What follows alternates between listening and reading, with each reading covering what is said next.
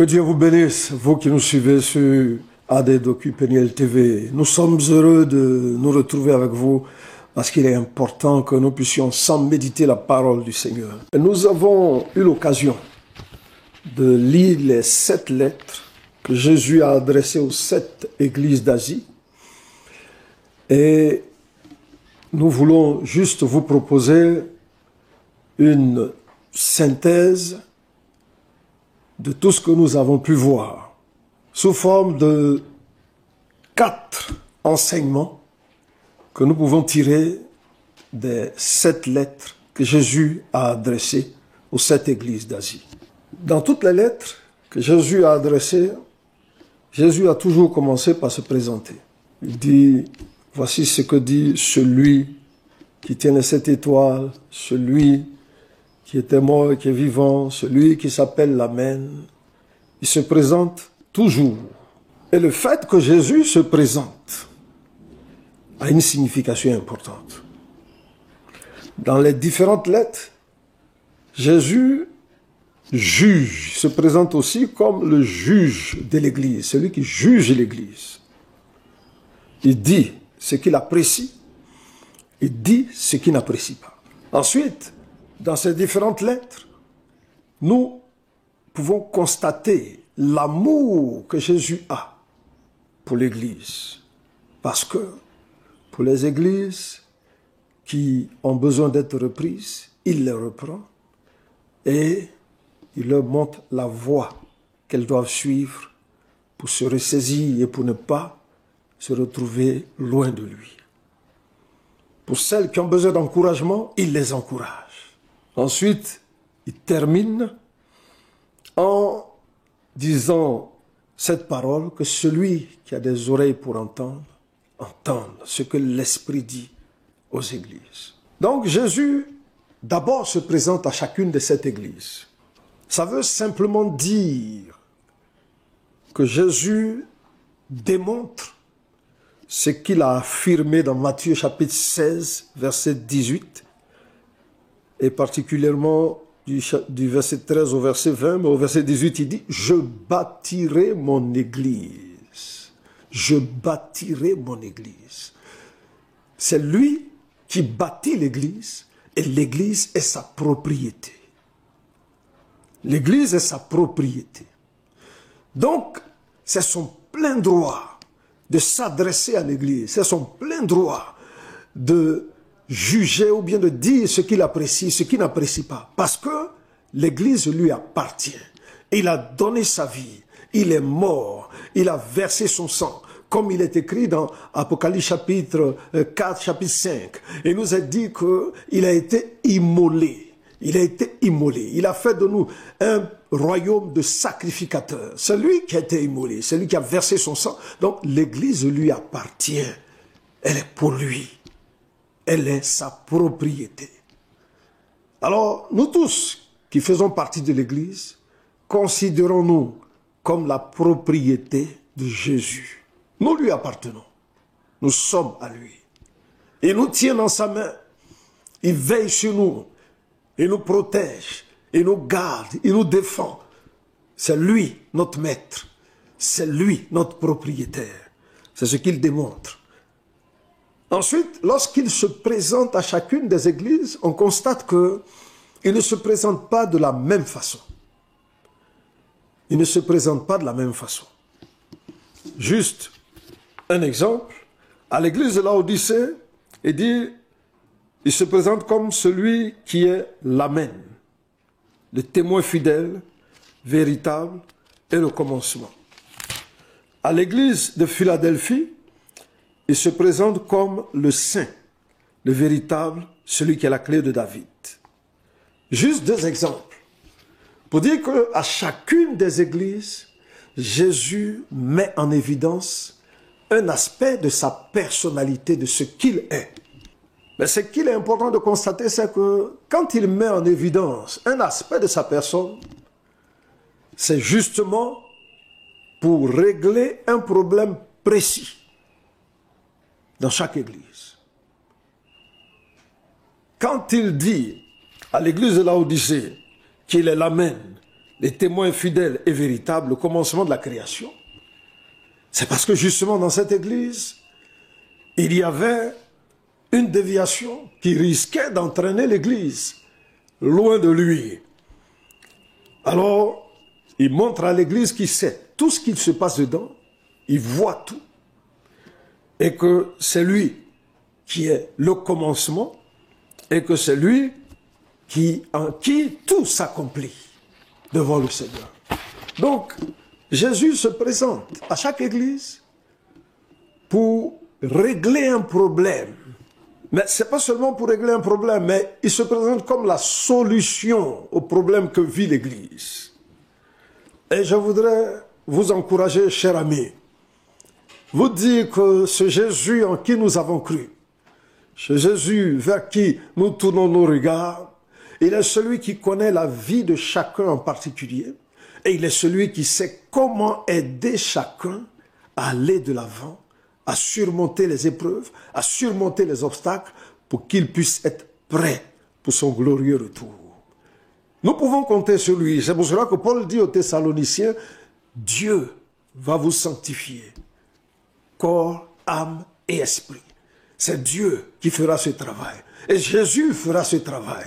Et Jésus qui se présente à nous comme la solution à toutes les difficultés, à toutes les tares que nous pouvons rencontrer dans l'Église, nous pouvons lui faire confiance pour aider l'Église à être parfaite. C'est le premier élément que nous voyons. Ensuite, Jésus se présente, ou bien à travers les 7 lettres, nous voyons un Jésus qui juge l'Église. Il juge l'Église.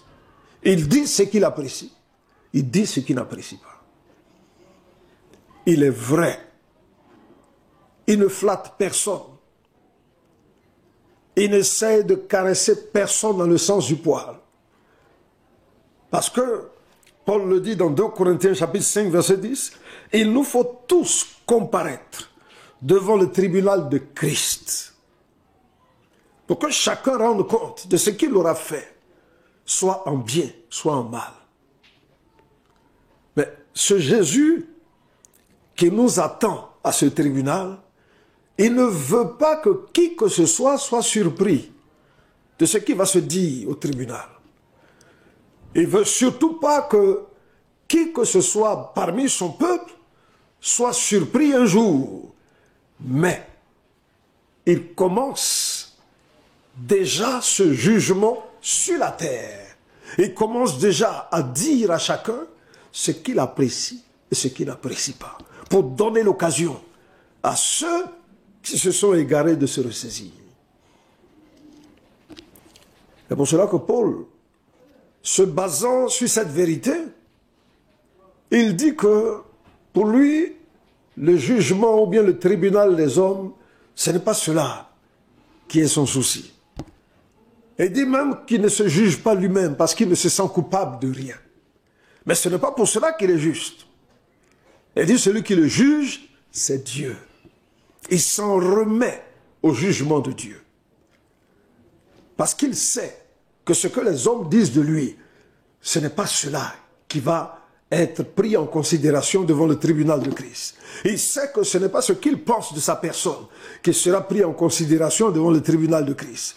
Il sait une chose, c'est que ce que Dieu pense de lui, c'est cela qui sera pris en considération au tribunal de Christ. Alors il s'en remet à Dieu. Il fait comme David. David, dans le psaume 139, il le dit même dans le psaume 26, il dit « Sonde-moi, éprouve-moi. Sonde-moi, éprouve-moi. » C'est important, chers amis, parce que si on veut se baser sur ce que les hommes disent de nous, toutes les fleurs, les éloges et tout ce qu'ils disent de bon pour nous flatter, nous risquons de nous tromper. Et nous risquons de marcher dans l'illusion. Si nous voulons nous baser aussi sur le jugement que nous portons à notre personne, nous risquons aussi de nous tromper parce que nous sommes des hommes. Demandons à Dieu de nous sonder, de mettre à nu ce qui est en nous. Exactement comme Jésus l'a fait pour les 7 églises d'Asie. Demandons à Dieu que chaque jour, il nous permette de savoir ce qu'il pense de nous, afin que nous ayons l'occasion de corriger notre vie, pour que nous ne soyons pas surpris lorsque Jésus va revenir, ou bien lorsque nous allons nous présenter devant le tribunal de Christ. Paul avait un cœur pur devant le Seigneur. Il n'était pas parfait, mais il était vrai devant Dieu.